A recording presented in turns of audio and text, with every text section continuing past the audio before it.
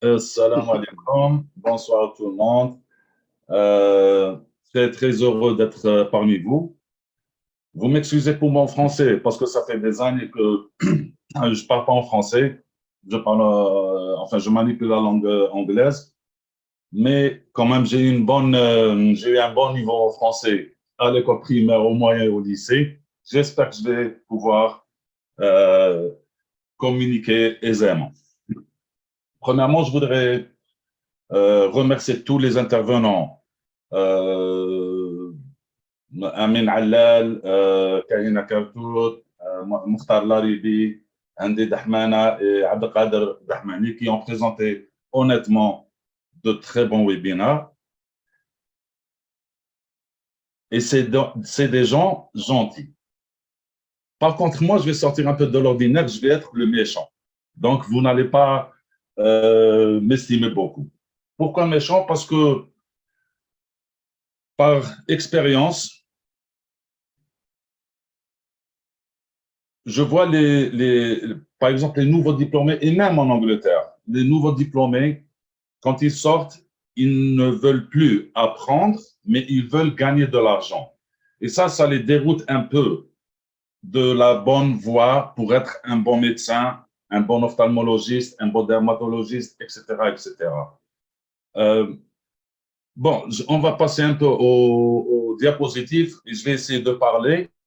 Bien sûr, si vous aurez des questions, ça sera sur le chat après et je serai très, très honoré de répondre.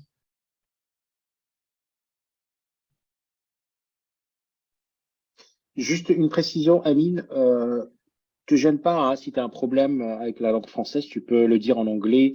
Je pense que la majorité de nos confrères et nos consoeurs en Algérie sont plus ou moins anglophones. D'accord, Et au pire des cas, tu peux le dire en arabe aussi, il n'y a pas de problème. d'accord, ok. Est-ce qu'on m'entend? Super, super, super. Ah, Vas-y. d'accord, d'accord.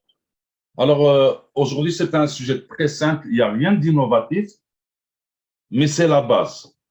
Je parle pour les gens qui veulent avancer en chirurgie, faire des progrès en chirurgie et commencer la chirurgie. Je vais vous montrer quelques slides, quelques diapositives et je vais vous dire pourquoi j'ai choisi ce sujet. Bon, premièrement, je vais encore un peu parler pourquoi je vais parler de chirurgie.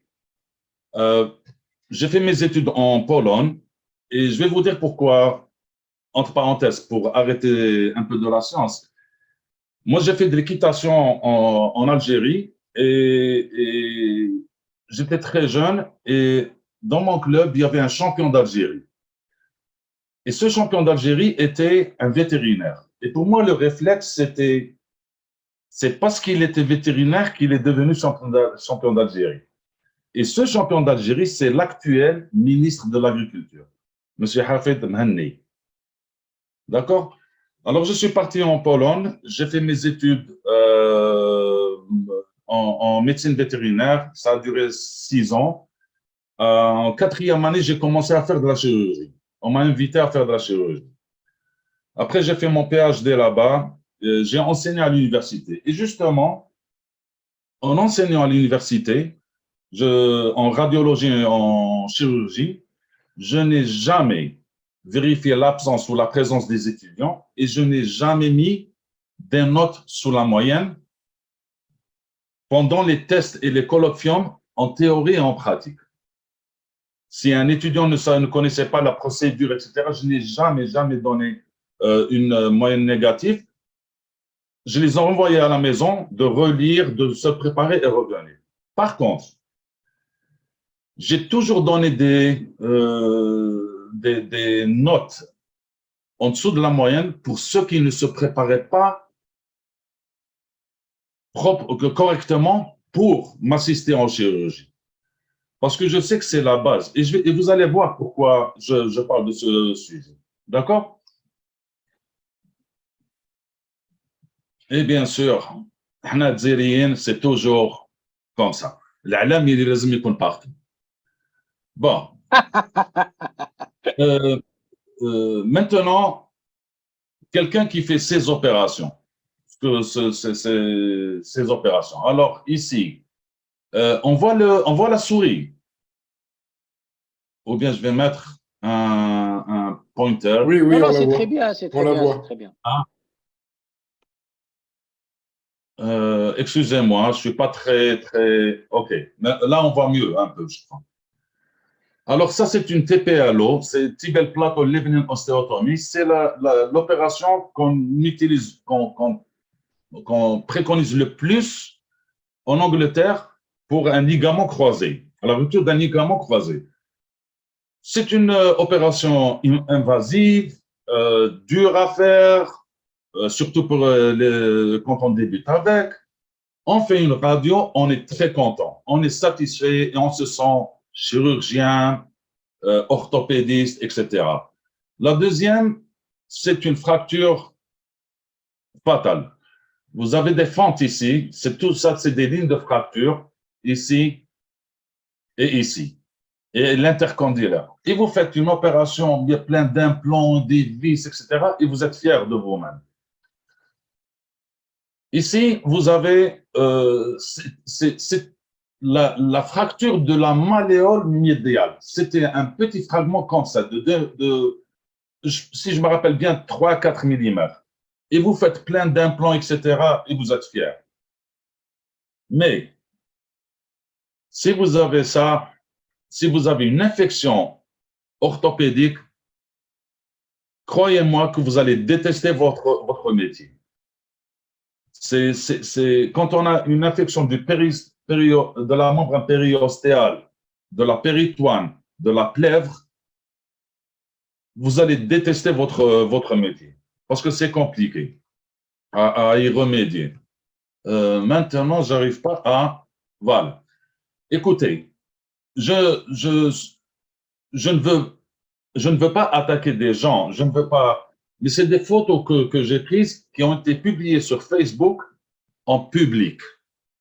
Docteur Mokhtar Laribi, il a demandé à ne pas publier ce genre de photos en public.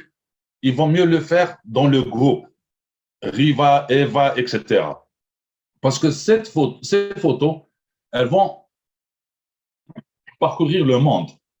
Et ça sera une opinion sur l'Algérie. D'accord? Les fautes qu'il y a ici, premièrement, la chigno n'est pas orthopédique. Je sais très bien qu'il n'y a pas les moyens, qu'il n'y a pas… Mais si on fait des choses comme ça, on essaie d'éviter la publication.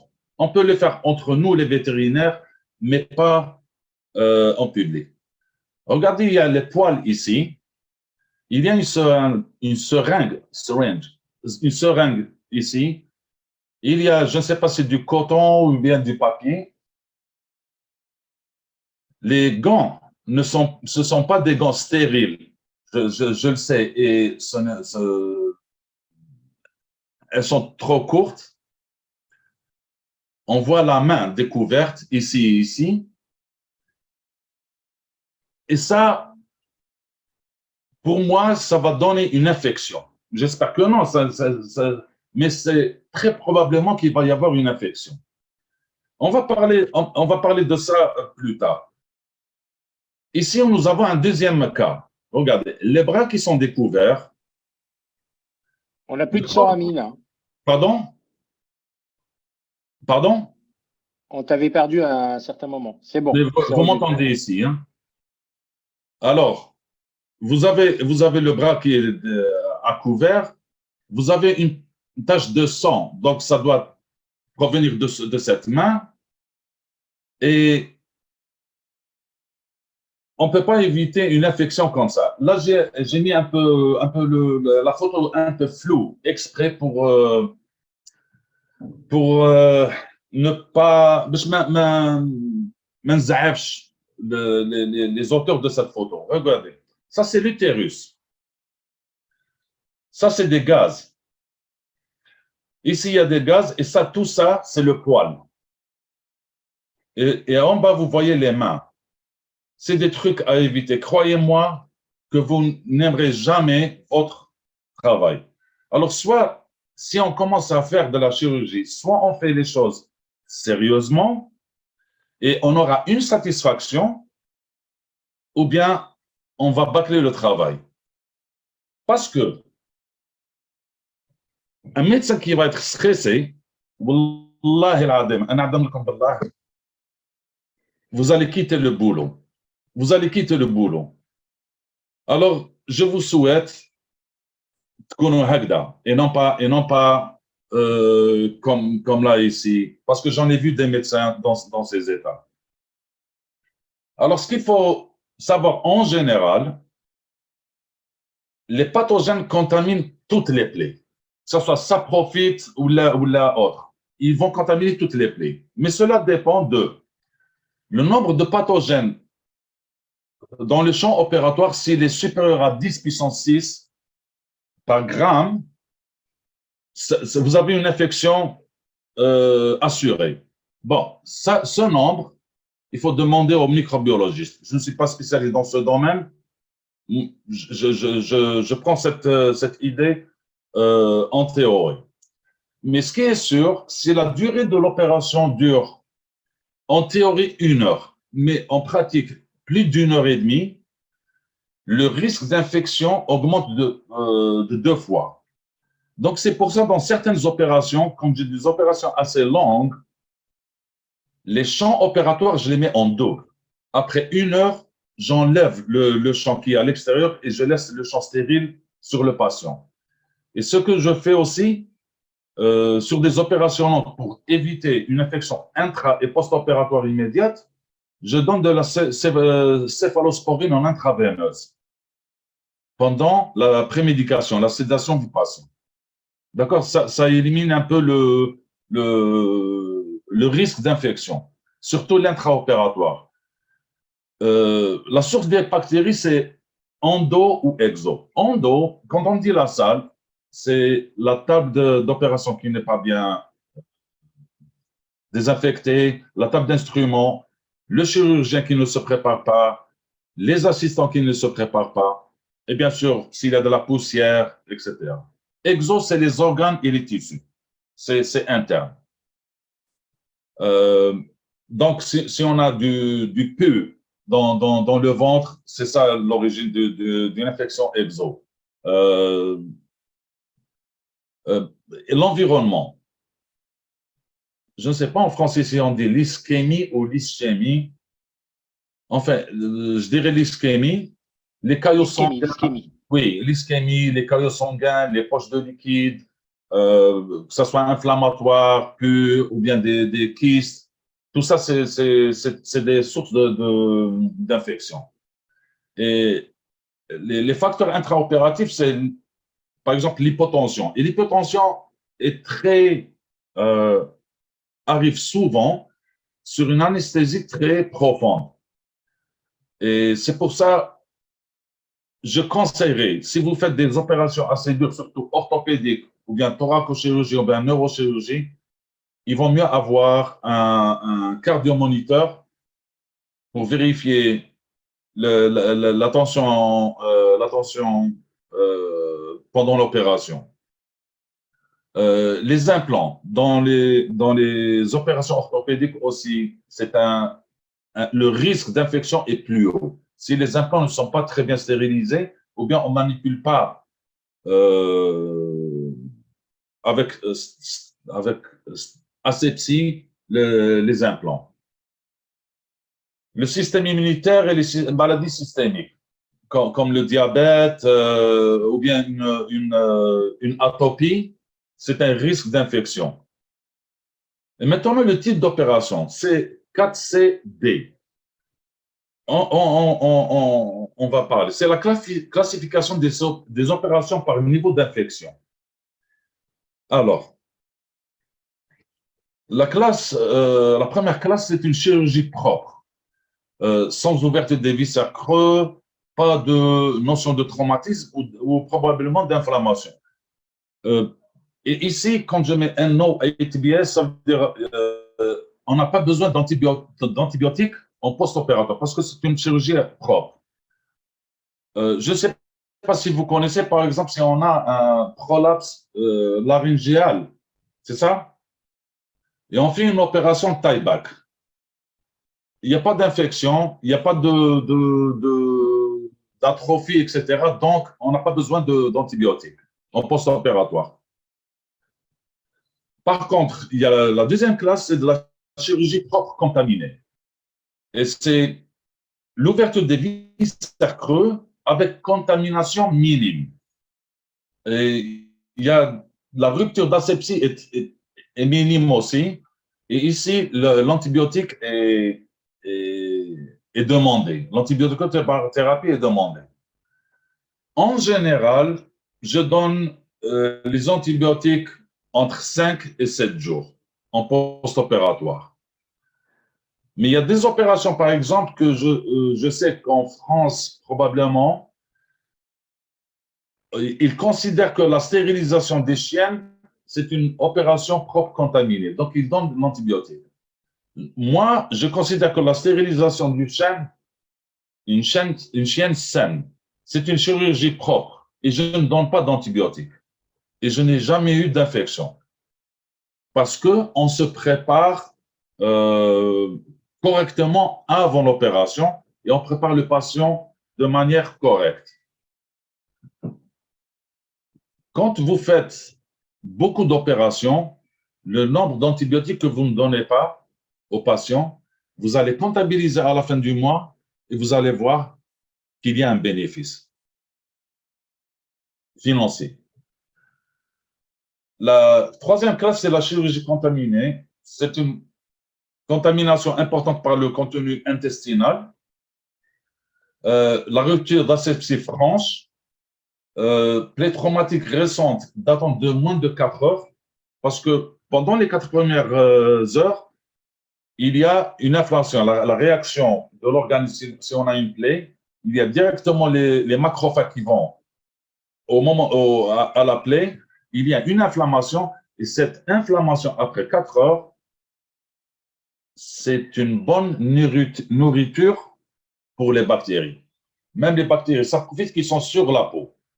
Il faut prendre ça en considération quand vous avez un chien qui a été mordu ou bien qui s'est blessé avec du fil barbelé, etc. Il faut prendre ça en considération. L'appareil génito-urinaire ou biliaire ouvert avec bile ou urine. Donc, ça, c'est de la théorie qui est dans les livres pour l'appareil biliaire. Je vais en parler. Maintenant, l'appareil génito-urinaire. Si vous avez un calcul urinaire dans la vessie et le chien n'a ni température, mange bien, il se porte très bien, mais vous faites un prélèvement sanguin et l'analyse d'urine, il n'y a pas de bactéries et les leucocytes sont à la norme, c'est la classe 3. Donc, c'est une chirurgie contaminée et on donne seulement un antibiotique. Maintenant, on passe à la classe chirurgie. La classe 4, c'est de la chirurgie sale. C'est les plaies traumatiques datant plus de 4 heures, c'est-à-dire qui commencent à être infectés, ou bien avec des tissus dévitalisés, c'est-à-dire il y a des nécroses. Donc, les tissus nécrotiques, c'est une très bonne alimentation, c'est une très bonne nourriture pour les bactéries. Les contaminations fécales, les corps étrangers, les viscères perforés, les inflammations aiguës bactériennes sans pus et présence de pus. Et ici, j'ai mis 2 points d'exclamation en bas. Je donne toujours 2 antibiotiques. Je mélange, c'est ça, 2 antibiotiques. En général, attendez, je vais enlever quelques trucs d'ici parce que je ne vois pas. OK. Le chirurgien, toute autre personne dans la salle d'opération doit porter un masque et le chapeau chirurgical. D'accord? Et ça doit être une règle. C'est un réflexe et une règle. Éviter d'avoir des gens, même pour une stérilisation d'une chatte, où la plaie est minime, de laisser des gens autour de vous sans porter le masque, surtout le masque et aussi le chapeau chirurgical. Pour vous donner une idée, c'est qu'est-ce qui se passe dans une salle d'opération. Vous prenez de la farine sur la table, une couche de farine sur la table et tapez sur la table. vous allez voir la farine qui va faire un nuage. Et c'est ce qui se passe avec les bactéries dans les salles d'opération. Donc, ne dites pas que c'est net, c'est clair, etc. Il y a des bactéries partout. Bon, pour les mains, pour le chirurgien, qu'est-ce qu'on veut utiliser? Je ne sais pas quels sont les produits qui sont disponibles en Algérie, mais je pense que l'un d'eux va être disponible. Alors, nous, ce qu'on utilise le plus, c'est de la chlorhexidine. C'est un savon qui agit presque immédiatement.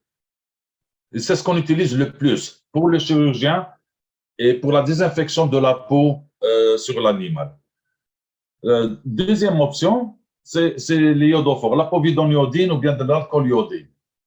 Là, il faut brosser beaucoup plus longtemps et il faut faire attention sur les chats qui ont de l'hyperthyroïde. Hyperthyroidisme, ok, qui ont la thyroïde qui fonctionne fort. Maintenant, le troisième, ce qu'on appelle le stérilium, c'est de l'éthanol. C'est le prosthène liquide, c'est le produit qu'on utilise le plus.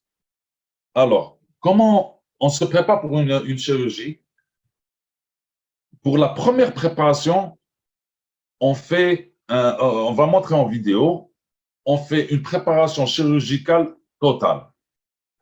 Mais si on a tout de suite une deuxième opération, troisième opération et quatrième opération, on lave seulement avec ou bien de la chlorhexidine ou bien de la povidone iodine et on imbibe avec du stérilium et on est stérile.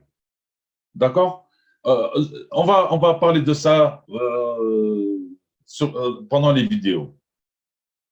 Donc, la première préparation du jour, se laver avec le savon antimicrobien jusqu'à 2 cm, 3 cm au-delà du coude pendant au moins 30 secondes.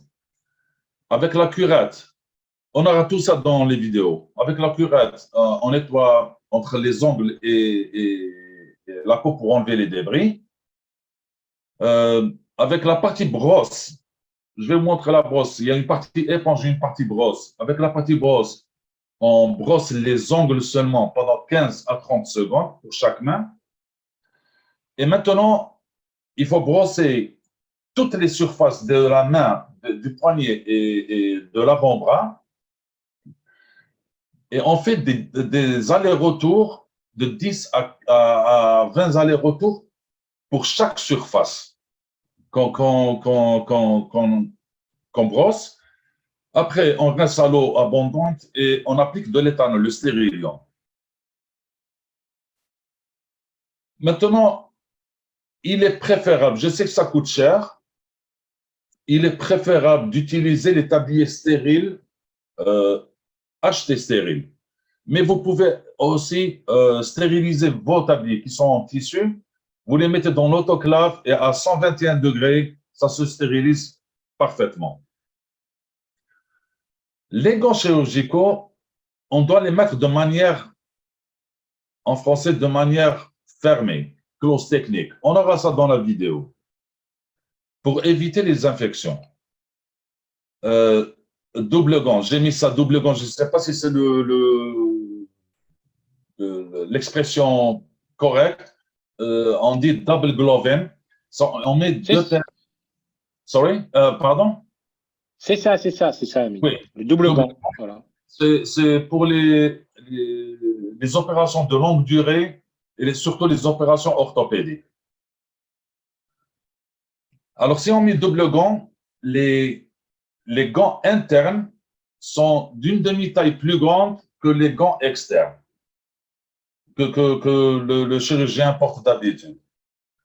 Et les manches du tablier doivent être sous le gant et non pas à l'extérieur du gant.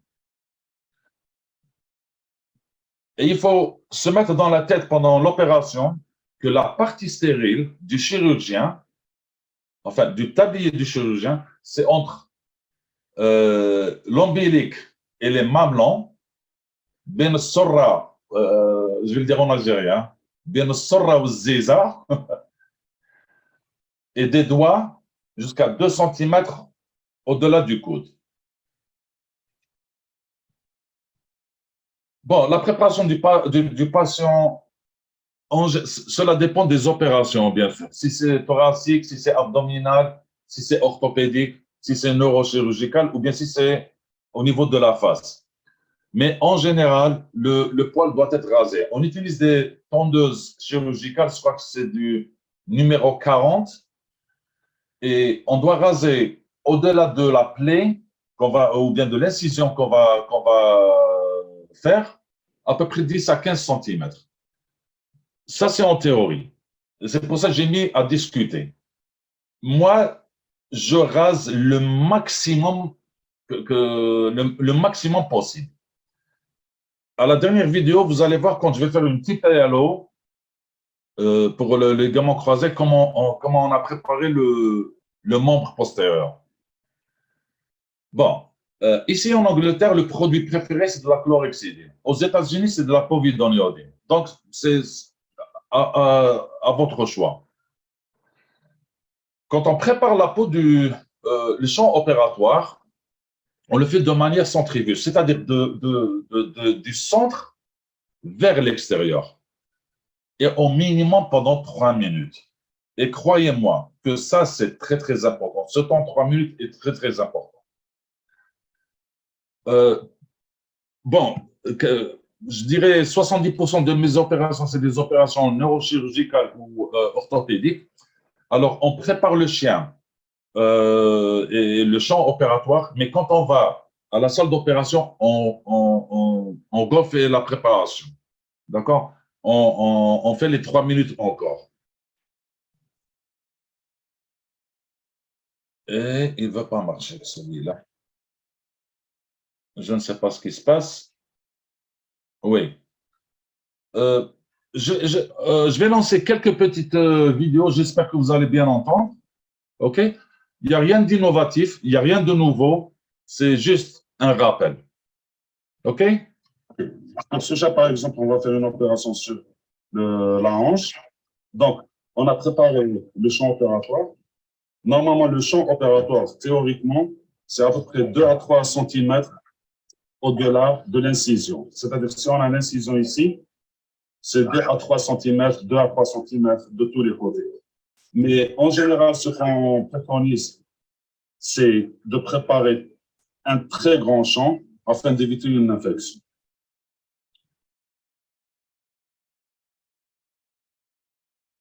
Alors, par exemple, c'est ce que je parlais de centrifuge. Si on a une incision ici,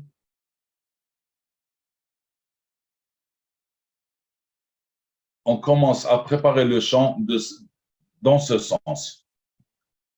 C'est-à-dire, on commence avec une gaz, on dit, une gaz avec de la chlorhexidine, de la povidone iodine, et on commence à nettoyer dans ce sens.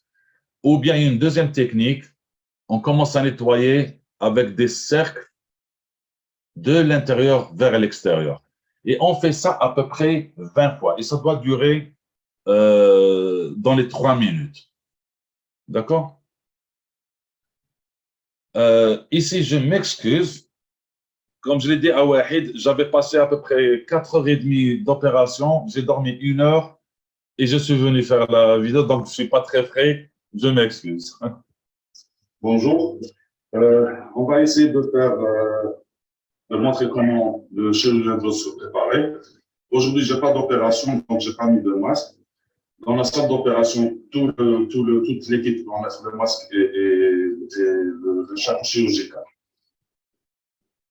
Alors, je me prépare de quelle manière? J'ai des tabliers stériles, les paires de gants. Ce que je fais avant de laver mes mains, j'ouvre le tablier de manière stérile, sans toucher l'intérieur, et que je pose sur la table.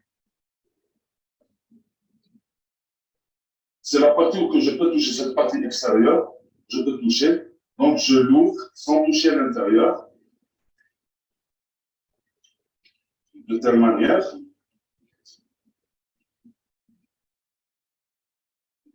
Ce qu'on on a le tablier qui est stérile et on a des serviettes pour sécher les mains.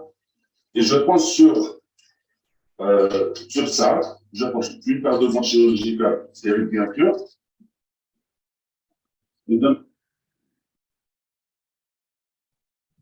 Alors, écoutez, regardez ici, je ne touche pas l'emballage interne du gant, seulement l'emballage externe. Et je jette sur la table. Aussi à ne pas toucher quoi que ce soit. Je vais ouvrir une deuxième paire, seulement pour vous montrer comment faire double glove. On met deux paires de gants. Donc, certains opérateurs, je vais expliquer plus tard. Maintenant, on va aller se laver. Ce n'est pas l'endroit idéal pour le lavage chirurgical parce que les autres endroits, les autres salles d'opération sont occupées. Donc, on va essayer, même pour la démo, on va essayer de montrer. Merci. Stop. Alors, maintenant, on va essayer de faire la préparation chirurgicale. Nous avons le robinet avec les robinets avec des coudes. Nous avons le savon chirurgical qui contient de la chlorhexidine. Et nous avons aussi le stérium, il contient de l'éthanol, que j'utiliserai plus tard. Nous avons une serviette pour sécher les mains. Elle est stérile. C'est des serviettes simples qu'on stérilise. Et nous avons deux genres de brosses chirurgicales. L'une qui est en rouge-rose, qui contient de la chlorhexidine, et l'autre, c'est de la povidoniole. D'accord? Je vais utiliser celle-là pour que ça se voit plus. OK? Alors, avant de commencer, je prépare, j'ouvre la brosse. Pour la démo, je vais faire un peu plus rapidement, à cause du webinaire qui a un temps limite. Alors, ce que je fais, il y a l'eau chaude de l'eau froide, je vais utiliser l'eau froide et je vais couper l'eau pour le sang. D'accord? Ce que je fais, je lave un peu mes mains. Je mets à peu près 5 millilitres de chlorhexidine, de savon chirurgical. Et on essaie de frotter toutes les surfaces. Alors, la phase 1, c'est entre les doigts de la face de la paume. La deuxième, c'est entre les doigts, la face dorsale des mains. Les paumes, avec des mouvements circulaires, entre les ongles et cette partie avec des mouvements de rotation. Et maintenant, les poignets, et on descend vers le bas jusqu'à 2-3 cm au-delà du coude. Et on fait la même chose pour la deuxième partie. Ce lavage doit durer dans les 3 minutes à peu près. Moi, je le fais plus rapidement pour ne pas prolonger la vidéo.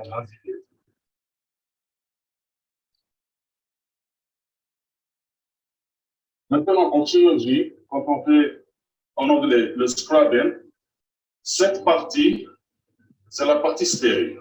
Et cette partie, c'est la partie moins stérile. C'est pour ça qu'il faut toujours avoir les doigts vers le haut et ne rien toucher. Je fais cette manipulation à peu près 3 fois, 2 à 3 fois. Maintenant, on va commencer avec le brossage. Le brossage, alors la brosse, elle a une partie éponge et la partie brosse, et on a une curette. On commence toujours à nettoyer entre les ongles et la peau pour enlever les débris. D'accord?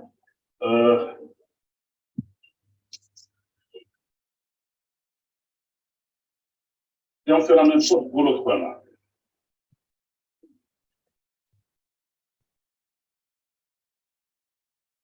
Et je joue. Maintenant, on va commencer avec le brossage. Je mets sur une main beaucoup de savon. Mais en premier lieu, on va faire avec la brosse, on va nettoyer les ongles.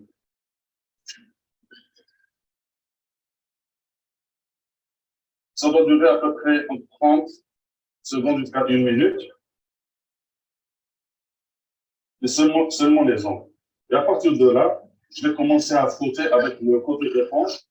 Il y a certains chirurgiens qui font le tout pour laisser en contact déjà les produits désinfectants. Et à partir de là, ils commencent à brosser les ongles.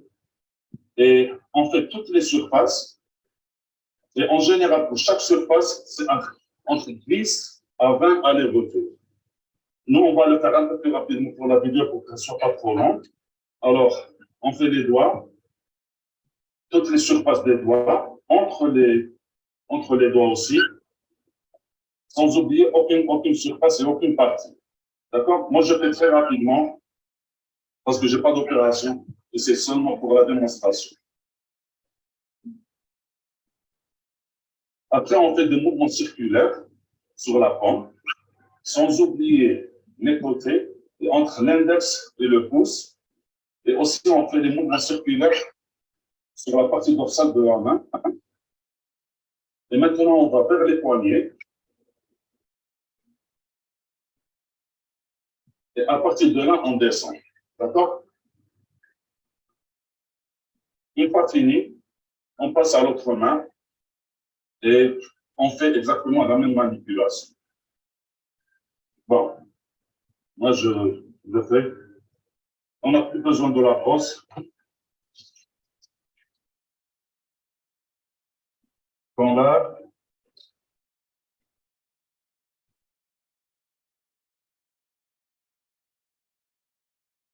Et je ferme. Et je laisse écouler un peu l'eau. D'accord. Maintenant, pour le séchage, on a une seule serviette. Donc, il faut utiliser les deux surfaces. Alors, je prends la serviette du bas. On nettoie les doigts, la paume, la partie dorsale. Et avec des mouvements semi-rotationnels, on y va vers le bas. Quand on termine avec une main, on change de surface et on fait la même chose. D'accord? Et on finit. Thank you. So, on est dans la salle d'opération, donc il n'y a pas d'opération. Au préalable, on a ouvert le tablier stérile de paire de rang. Il y avait les serviettes. Bon, pour les serviettes, j'ai montré avec une seule. Normalement, il y a deux serviettes. On prend une, on nettoie une main, on jette. Et la deuxième serviette, on fait la même chose et on jette. Maintenant, on a le tablier. Il y a cette partie, le col qui est blanc, c'est la face qui est, c'est la face intérieure qui est en face du chirurgien. Donc, on ne peut pas toucher la partie plus haute parce que c'est la partie stérile. Alors, je vais essayer d'expliquer. Alors, il y a cette ligne blanche. La partie qui est au-dessus de la ligne blanche, c'est la partie interne du tablier. La partie qui est au-dessus, c'est la partie externe du tablier. Donc, on n'a pas le droit de toucher cette partie. On n'a aucun droit de toucher cette partie parce qu'elle doit rester stérile à 100%. Donc, pour mettre le tablier, on va manipuler sur cette surface. Et regardez, il y a ici un... I will show. Ici, il y a un pli. Il y a un pli sur ce côté et en dessous du tablier. Et c'est ce qu'on va utiliser quand on portera le tablier, ce sera la partie externe. Donc, qu'est-ce qu'on fait? On essaie d'attraper sous ce pli avec une main. Il y a le deuxième pli qu'on essaye d'ouvrir délicatement et de faire tomber le tablier. Je ne sais pas si vous l'avez accroché. Et je fais rentrer mes mains. on ne fait jamais sortir les doigts des manches. Parce qu'on va mettre les gants d'une technique fermée, close technique. Maintenant, l'assistante, elle va essayer de m'étrangler. Ce tablier il est un peu petit.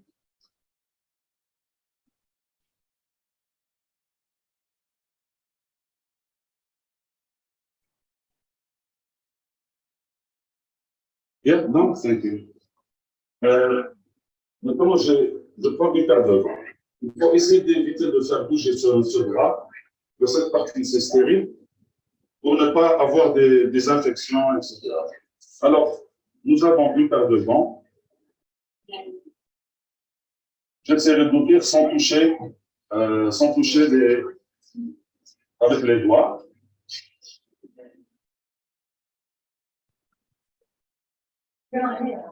OK. Maintenant, dans la production, pour la stérilisation, il y a la température, etc. Donc, toutes les parties sont collées. Et ce que je fais des fois, j'attrape comme ça et je fais comme ça pour décoller cette partie. Maintenant, c'est le gant droit, le gant gauche. On a le pouce vers le haut. Ce que je fais, enfin, ce qu'on doit faire, c'est attraper le gant. Nous avons les doigts de ce côté et on doit diriger. Moi, c'est la paume de ma main qui est en haut. On doit diriger les doigts vers soi. On attrape avec le pouce le manche. Ce que je fais aussi, c'est que je mets sur l'autre côté, je mets le pouce, j'essaie de faire pénétrer le pouce entre et de faire rentrer le gant sans toucher. Et là, on avance nos mains. Ça ne doit pas être parfait, on pourra refaire ça plus tard. Et je vais faire la même chose avec l'autre gant. J'attrape le manche et on fait rentrer. Et à partir de là, on avance. On peut avancer en retirant un peu les manches du tablier. Comme ça, on aura le pouce et tous les doigts à l'intérieur. Et à partir de là, on avance. Et là aussi, je peux faire la même chose. Et on peut ranger. Évitez de retirer le manche jusqu'au poignet, parce que pendant les manipulations chirurgicales, le tablier peut se retirer et on aura la peau visible. Donc, il vaut mieux laisser ce manche à la moitié de la paume, ainsi et ici. Maintenant, il y a des opérations où il faut faire le double glove. C'est mettre deux paires de gants. Par exemple, dans les opérations gastro-intestinales, où, par exemple, on fait une entérectomie, gastrotomie, des fois on fait une cystotomie, on met les doigts dans la vessie. Pour éviter l'infection, avant de fermer l'abdomen, on enlève une première paire de gants et on a des gants stériles pour fermer l'abdomen. Alors, on prend sous le manche avec les doigts, on essaie d'élargir et on met avec la tour de long glove. Non. Et là, on peut arranger pour mettre double glove. OK? Et là, c'est la même chose. On met les doigts sous les manches du gant et on met la deuxième paire.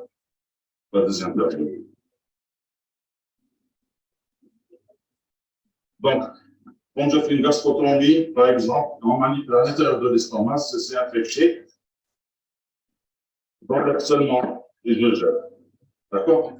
Maintenant, si Si on a une rupture du gant avec une aiguille ou bien un bout d'os, etc., ce qu'on fait, on attrape le manche du tablier, qu'on retire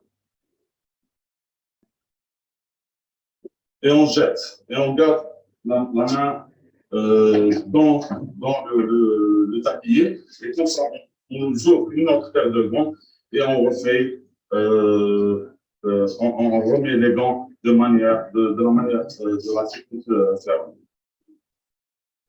Merci. Maintenant, après avoir mis les gants, on va essayer de fermer le tablier. Alors, on a une flèche, c'est-à-dire que le chirurgien doit enlever cette partie, donner l'autre partie à l'assistante, qu'elle tient très fermement.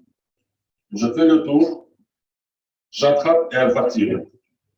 Et à partir de là, je ferme mon tablier. Maintenant, il y a une règle enfin plusieurs règles, mais la règle, si on a les mains libres et on n'a rien à faire, ou bien on va se déplacer, il vaut mieux croiser ses mains et les tenir. Il y a d'autres chirurgiens qui font ce geste. Maintenant, si je dois passer derrière un autre chirurgien, on a demande de l'équipe chirurgicale, on ne passe pas en face, mais on doit être dos à dos et à partir de là, on bouge. D'accord? Maintenant, on va ouvrir un champ pour la table d'instrument et c'est le même champ opératoire. Alors, l'assistant, elle m'ouvre un papier stérile que j'attrape avec prudence et que j'ouvre. Ici, il y a un pli. Il est fait spécialement pour éviter d'avoir des contacts avec des parties non stériles. Ce qu'on fait, on doit cacher les mains, comme ça. Et on ne pose pas, mais on jette seulement. C'est à partir de là que je peux arranger les champs. Et c'est la même manière qu'on fait sur le patient. Merci.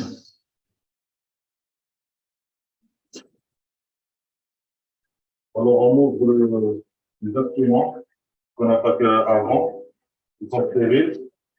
Donc, j'ouvre et je pose. Maintenant, on va mettre les draps.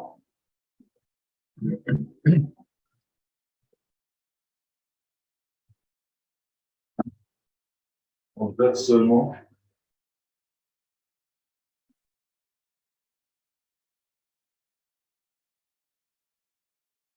Do we have a background? We don't. Yes. Where are they? We're not in that. We need help. Yeah. There should be some. Oh.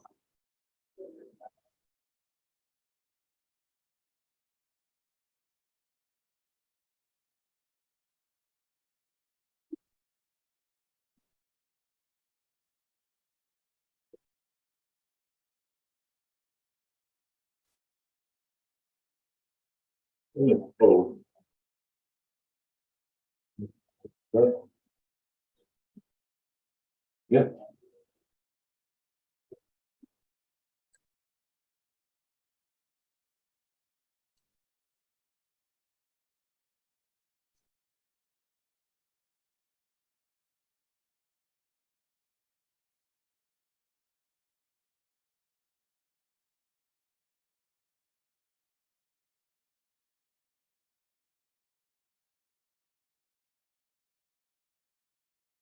On va faire aujourd'hui sur une petite long.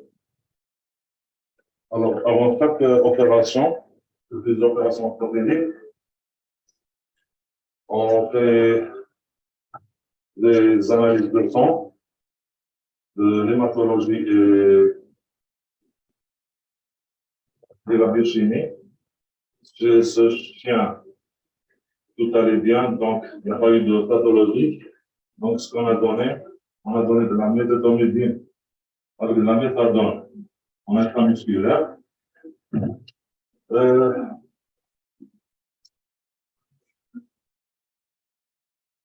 Oh, what happened? L'induction de l'anesthésie, ça va être avec du propofol. On donne des céphalosporines en intraveineuse et on donne du paracétamol en intraveineuse. Et là, on utilise un bandage stérile.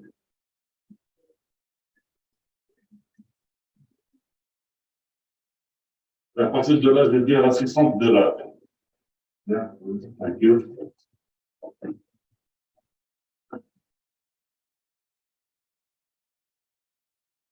On coupe.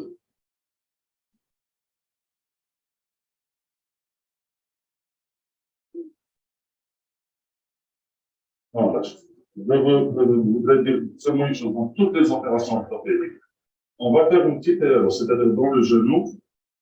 Regardez, on a rasé ici et on a rasé ici. On ne fait pas seulement la position. Dans toutes les opérations orthopédiques, on fait le latéral, enfin on rase de tous les côtés et le plus possible. D'accord? Maintenant, j'attends que l'anesthésiste me dit qu'elle est prête et on commence l'opération. Merci. Yeah, that's good. Ok, maintenant on va vous montrer comment on va essayer de mettre un ensemble d'instruments. Alors c'est le tissu qu'on va envelopper. En général, on met 5 swabs, je ne sais pas comment ça s'appelle en français, des gaz. Et là, on commence à poser les instruments de telle manière.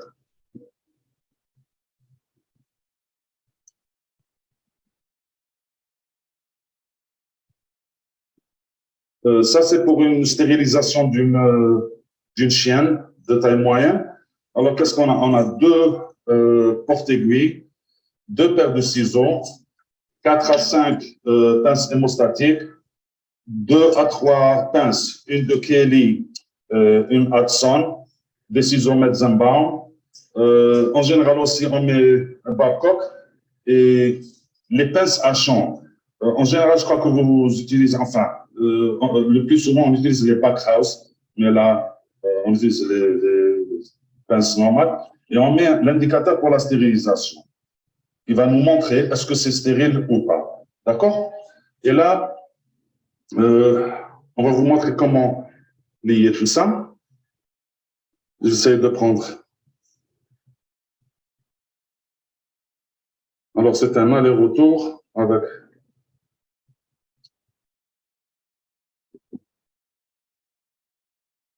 OK. Et on met dans la porte à stérilisation de taille adéquate.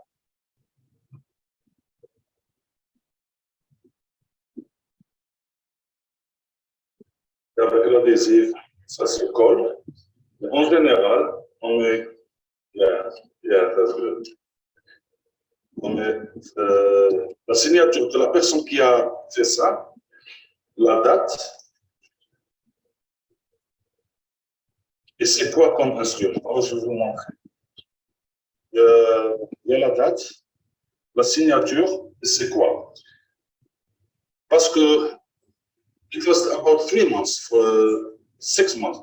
Donc, moi, j'ai appris qu'après la stérilisation, en tout cas, ça tient 3 mois. Maintenant, l'assistante qui s'y connaît mieux que moi a dit que ça peut tenir jusqu'à 6 mois si c'est bien caché.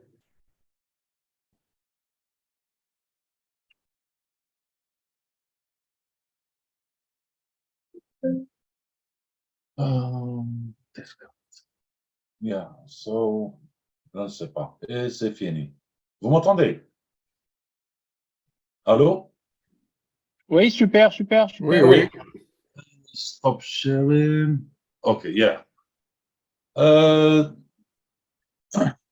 Comme je l'ai dit, ce n'est rien d'innovatif. Vraiment, c'était un peu dur pour moi parce que les cliniques sont très, comme vous avez entendu, l'aboiement des chiens, etc. En général, les cliniques, vous savez, les Anglais, c'est des fous. Apparemment, comme les Français, c'est des fous des chiens. Donc,